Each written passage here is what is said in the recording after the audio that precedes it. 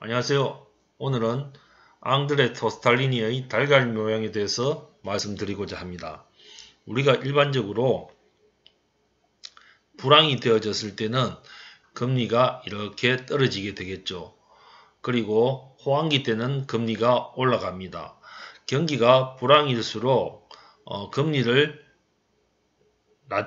정부에서 금리를 낮추어서 경기를 활성화시켜야 되죠. 그죠?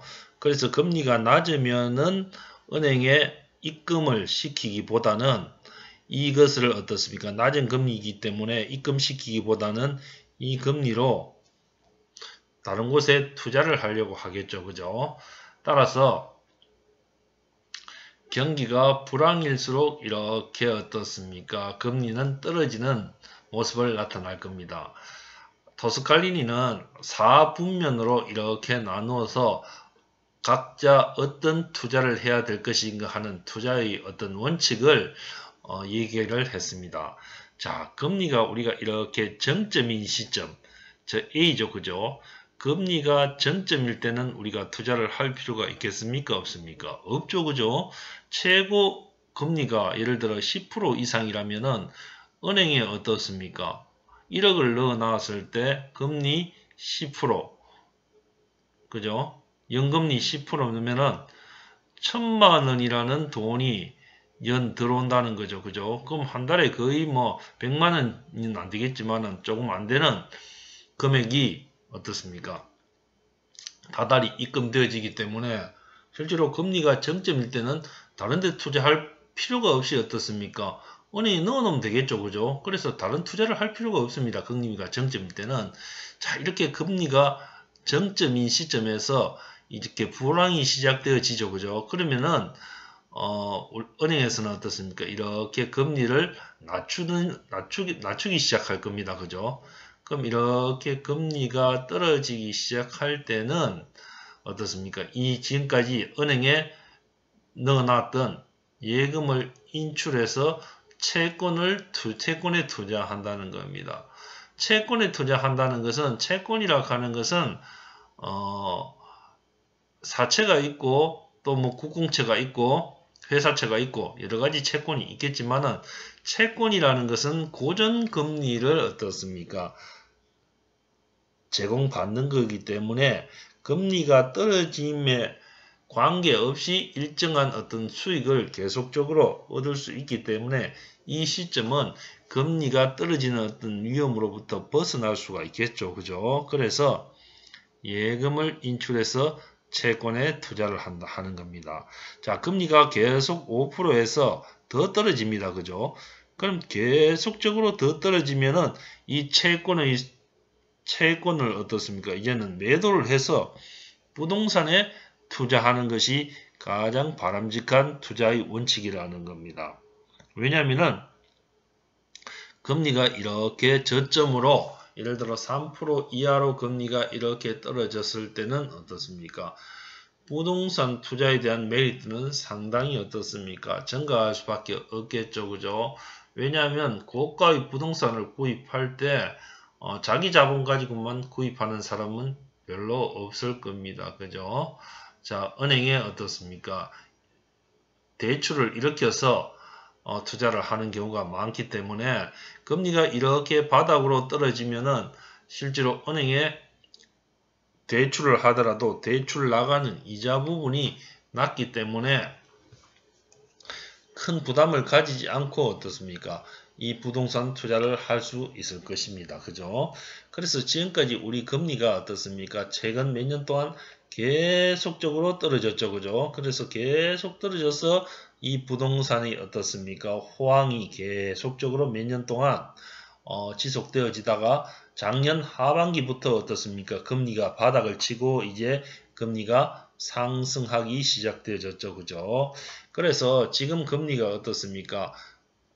0.25% 얼마 전에 그죠? 작년에 한국은행에서 금리를 인상했죠. 그죠?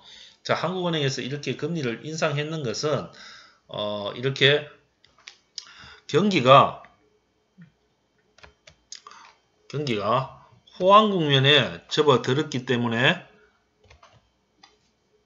경기가 호황 국면에 접어들었기 때문에 금리를 인상했는 것이 아니죠. 그죠? 미국 금리가 이렇게 계속적으로 상승을 하고 있기 때문에 우리가 이렇게 미국 금리에 따라서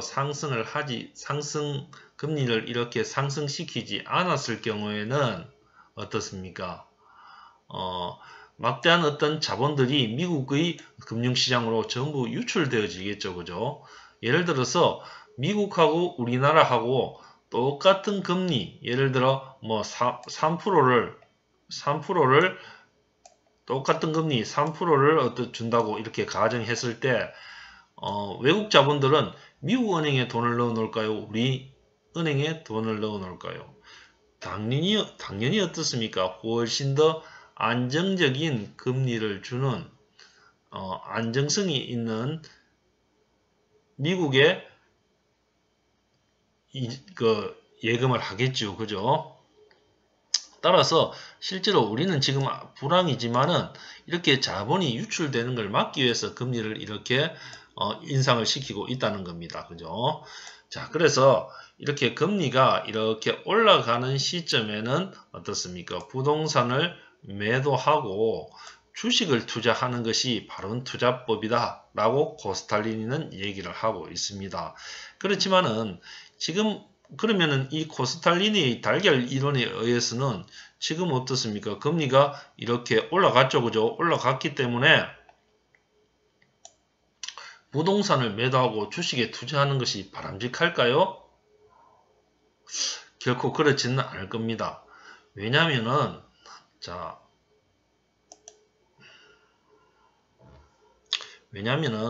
부동산의 시장하고 우리가 일반 어떤 경기의 어떤 시장하고는 조금 어떻습니까? 다른 관점에서 우리가 살펴볼 필요가 있다는 겁니다. 자, 한번 봅시다. 자, 부동산 경기는 일반 경기와 밀접한 관련을 맺고 서로 영향을 주고받고 있습니다. 그런데 일반 경기 변동 요인은 고용이라든지 소득, 그죠? 고용이나 소득 수준 등 수요 측면에 영향을 주며 부동산 경기는 건축비 변동 등 공급 측면에 주로 영향을 주는 것이 특징이라는 겁니다. 밀접한 관련을 맺고 있지만은 어떻습니까? 일반 경기의 변동은 고용이라든지 소득 수준, 즉 수요 측면에 더 큰 영향을 주고 부동산 경기는 건축비 변동 등 공급 측면에 주로 어떻습니까? 영향을 주는 게 특징이라는 겁니다. 부동산 경기는 일반 경기보다 주기가 2배 정도 더 길다는 겁니다. 부동산 경기 변동의 주기는 보통 17년에서 18년이고 일반 경기는 그 반, 8년에서 10년 정도가 되기 때문에 부동산 경기는 일반 경기보다 2배 정도 어떻습니까? 주기가 깁니다. 부동산 경기는 일반 경기보다 진폭이 크다는 겁니다. 진폭이 크다는 것은 높은 정점과 낮은 저점을 가지고 있어 이 파동의 어떻습니까? 폭이 어떻습니까? 훨씬 더 크고 또 어떻습니까? 파동의 크기가 크다는 건 진폭이 크다는 겁니다. 따라서 일반 경기가 이런 사이클로 움직이면은 부동산 경기는 고점과 저점의 이 진폭이 훨씬 크기 때문에 이렇게 더 어떻습니까? 크게 이렇게 움직인다는 겁니다. 그죠? 그리고 타승기간 등이 길어서 둔감하다는 겁니다. 타승기간이라는 것은 민첩하게 일반 경기에 반응해서 이 부동산 경기도 반응을 하지 않는다는 겁니다. 그래서 일반 경기가 이렇게 회복됐는데도 불구하고 부동산 경기는 타승에 빠져서 계속 어떻습니까? 침체되어져 있거나 일반 경기가 후퇴하기 시작했는데도 불구하고 부동산 경기는 민첩하게 반응하지 못해서 계속적으로 주택을 공급하거나 이렇게 해서 어느 정도 부동산 경기가 호황에 머물러 있는 이러한 상태. 이러한 상태가 바로 타성이죠. 그죠? 그러니까 민첩하게 반응을 하지 않기 때문에 일반 경기에 비해서 둔감하다는 겁니다. 그리고 부동산 시장의 경기 변동은 개별적, 국지적으로 나타나서 전국적으로 이렇게 확대되어진다는 겁니다. 그래서 부동산 경기 변동은 개별적, 국지적으로 형성되어진다. 자, 개별적, 국지적으로 형성되어지기 때문에 실제로는 일반 경기 아니면 부동산 경기 즉에 비해서 개별성을 가지고 있는 부동산은 반응을 하지 않는다. 이렇게 해석할 수가 있죠. 그죠? 그 다음 주택 경기는 일반 경기에 역행하고, 그럼 일반 경기에 역행한다는 것은 일반 경기가 호황일 때 주택 경기는 떨어진다는 거죠. 그죠? 그럼 상업용, 공업용은 순행한다는 겁니다. 그럼 일반 경기가 호황일 때 상업용 부동산은 어떻습니까? 역시 어떻습니까? 호황이다. 공업용 부동산도 호황이다. 즉 순행한다. 같은 방향으로 움직인다는 겁니다. 다음에 부동산 시장은 안정시장이 존재한다는 겁니다. 부동산 시장의 특수성이죠. 불황에 강한 시장, 안정시장, 즉 규모가 작은 주택이라든지 도심지의 알짜 상권 안의 어떤 상가라든지 그런 경우는 실제로 경기에 영향을 안 받는 부동산들이 존재한다는 겁니다. 대표적으로 규모가 작고 좋은 상권에 있고 또 그런 어떤 부동산은 실제로 경기에 영향을 받지 않겠죠. 그죠? 그 다음 부동산 경기는 후퇴 기간이 짧고 회복 기간이 길다는 겁니다. 비교적 후퇴가 짧고 회복이 길다는 겁니다. 다시 말해서 이런 우경사의 우쪽으로 경사가 이루어지는 비대칭을 이룬다는 겁니다. 따라서 이렇게 부동산이 이렇게 회복이 될 때 불황에서 호황으로 회복되어질 때는 이 회복 기간은 어떻습니까? 오래 걸리겠죠. 그죠? 길기 때문에 오래 걸리고 이 후퇴 기간은 급격하게 이렇게 부동산 경기가 나빠지는 특성을 가지고 있다는 겁니다. 그래서 이런 비대칭을 이룬다. 다음 7번째, 지역적, 국지적으로 시작돼서 전국적, 광역적으로 이렇게 확대되어지는 경향이 있다는 겁니다. 따라서 이런 부동산 경기의 어떤 특성을 가지고 있기 때문에 코스탈리니의 어떤 달걀 이론을 보면은 실제로 금리가 저점에서 이렇게 금리가 상승되어지는 이런 시점에서는 부동산을 매도하고 주식을 투자해야 된다고 하지만은 본인이 판단하기는 지금 아직까지 이 부동산을 성급하게 매도하는 것은 옳은 방법이 아니라는 겁니다. 왜냐하면은 우리 부동산 같은 경우는 실제로 어떤 수익을 창출하기 위해서는 단기적인 투자로 수익을 사고 팔고를 반복해서는 큰 수익을 어떻습니까? 남기기가 실제로 어렵다는 겁니다. 알짜 부동산에 투자해서 여기서 알짜 부동산이라는 것은 경기의 변동에 영향을 받지 않는 어떤 그런 가치 있는 가치 부동산을 선정해서 이 부동산의 가치 투자를 해서 장기적으로 보유하는 길이 가장 큰 어떤 수익을 창출할 수가 있다는 겁니다. 따라서 지금 어떻습니까? 워낙 경기가 불황이고 또 상가 같은 경우에는 공실이 많기 때문에 주변에서는 부동산이 이미 끝이 났다. 우리도 일본의 부동산 폭락을 따라간다. 이런 얘기를 많이 하고 있어서 부동산을 매도하고 어떤 다른 데 투자를 해야 되지 않느냐. 이런 주장을 하시는 투자자 분들도 많이 있지만은 실제로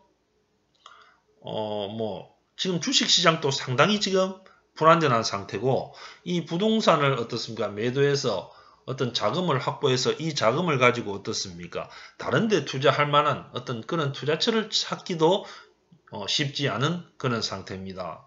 따라서 성급한 부동산을 매도해서 주식에 투자하는 지금 어떤 요 시점이죠. 그죠? 요 시점인데 코스탈리니의 어떤 달걀 이론에 의하면은 우리가 지금 부동산을 우리나라에서는 부동산이 어떤 자산을 지키는 그 에셋 키핑, 그죠? 자산을 지키는 어떤 그런 역할을 이 부동산 말고 다른 부분에 투자하기가 실제로 그런 메리트가 있는 투자처를 찾기가 쉽지 않기 때문에 실제로 성급한 매도는 해서는 안 된다는 말씀을 드릴 수가 있겠습니다. 그리고 그 다음에 이렇게 계속적으로 이렇게 금리가 상승했을 경우에는 이 지금 국면에 주식에 투자를 했을 경우에 주식으로서 지금 수익이 많이 창출되어지고 있고 금리가 계속 올라갔을 이제 최고의 금리 정점에 다다랐을 때는 주식을 팔고 예금에 이 투자금을 넣어 놓는 것이 바람직하다는 것이 토스칼리니의 달걀 이론입니다. 자, 그러면은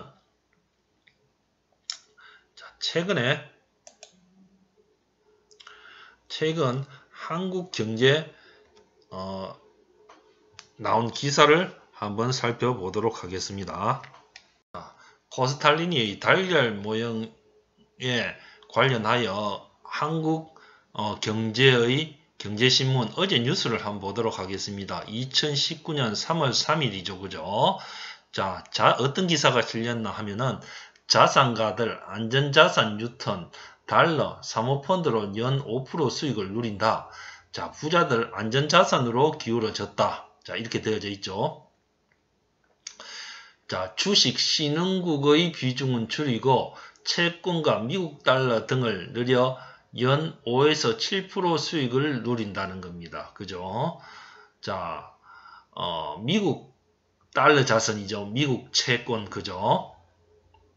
자, 안전자산으로 몰리는 고액자산가들입니다. 자, 고액자산가들이 올해 비중을 확대할 자산 1순위는 달러 자산이죠. 그죠? 달러 채권이나 예금 이쪽으로 계속적으로 어떻습니까? 투자를 한다는 겁니다.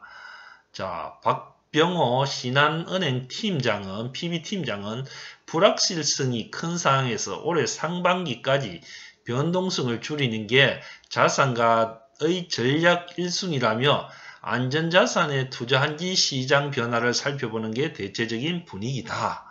자, 이렇게 되어져 있죠. 그죠? 자, 그리고 한번 봅시다. 여기 보면은 PB팀장은 국내 경기 둔화로 한국은행의 금리 인상 가능성이 낮아 채권에 투자하면 안정적 수익을 올릴 수 있을 것이라며 채권 중에도 만기가 길지 않고 신용등급이 높은 우량 회사채가 편입된 채권형 펀드가 주목을 받고 있다. 자, 이렇게 설명을 하고 있다는 겁니다. 그죠? 자, 그래서 자, 한번 봅시다. 칼리니의 달걀 모형에 의하면은 우리 지금 부동산 지금 금리가 이렇게 지금 어떻습니까? 지금 상승하고 있는 이 국면이죠. 그죠? 이 국면인데 실제로는 어떻습니까? 은행의 대출, 부동산 관련 대출 이자가 선반영이 된 상태고 부동산 경기가 지금 우리나라 경기가 지금 계속적으로 어떻습니까? 불황 상태에 놓여 있기 때문에 한국은행에서도 계속적으로 지금 금리를 올릴 수 없는 상태고 지금 오히려 어떻습니까? 담보대출, 주택담보대출 같은 경우는 3월 달에 고정금리가 이렇게 오히려 떨어졌습니다. 그래서 금리 자체가 기준금리는 지금 올렸지만 실제로 시장에서의 금리는 계속적으로 올릴 수 없는 상태고 오히려 금리를 낮출 수밖에 없다. 자, 이런 내용이 지금 앞서 봤는 경제신문에 그런 내용이 지금 언급이 되어졌고 그러면은 지금 시장금리는 지금 올해 시장금리는 미국이 올리기 때문에 우리도 지금 계속 올릴 수 없는 입장이라는 겁니다. 그러면 현재 지금 우리가 금리를 올릴 수 있는 상태는 최대한 어떻습니까? 금리의 어떤 정점, 이미 올릴 수 있는 부분까지는 금리를 지금 다 올려놨기 때문에 앞으로 오히려 이 금리가 조금씩 더 떨어질 수도 있다. 기준금리는 올라가도 시장에서의 금리는 더 떨어질 수 있기 때문에 이 경기가 지금 불황 아닙니까? 그죠? 세계 경기도 지금 불황에 접어들 가능성이 상당히 있기 때문에 이런 불황일 때는 오히려 채권에 투자하는 것이 훨씬 더 유리하다. 지금 거액의 자산가들이 이렇게 채권에 투자하는 것이 가장 안정적이기 때문에 미국의 어떤 달러와 관련된 채권이나 어떤 예금에 투자하는 경향이 나타나고 있다는 겁니다. 그죠? 그래서 지금 어떻습니까? 이 분면에 지금 부동산 매도, 주식 투자 이 측면을 우리가 지금 경기의 어느 상황이라서 이 측면에 토스칼리니는 초점을 맞추는 것이 맞다. 이렇게 해석할 수도 있고 오히려 어떻습니까? 지금 금리가 떨어질 수도 있는 시점이다. 미국도 지금 어느 정도 더 이상 금리 인상을 시키지 않고 동결했다고 지금 얼마 전에 며칠 전에 발표가 나왔죠. 그죠? 자, 그래서 오히려 지금 채권 투자하는 것이 더 바람직한 어떤 요 측면이다.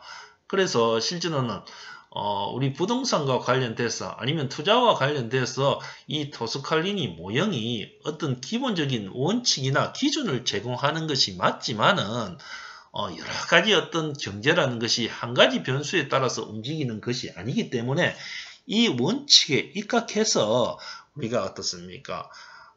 어떤 소신을 가지고 투자를 하는 방법밖에 없다는 것을 마지막으로 말씀드리고 싶습니다. 그래서 해석함에 따라서 지금 1사 국면, 2사 국면, 3사 국면, 4사 국면이 있으면은 이게 지금 우리가 4사 국면인지 아니면 2사 국면으로 봐서 투자를 해야 될지 어떤 이런 부분에 대해서는 우리가 조금 의문을 가질 수도 있지만은 우리가 이 토스칼리니의 모형은 투자를 하는 투자자 입장에서는 꼭 한번 살펴봐야 될 그러한 아주 유용한 모형이다 하는 것을 말씀드리고 오늘 강의는 마치도록 하겠습니다.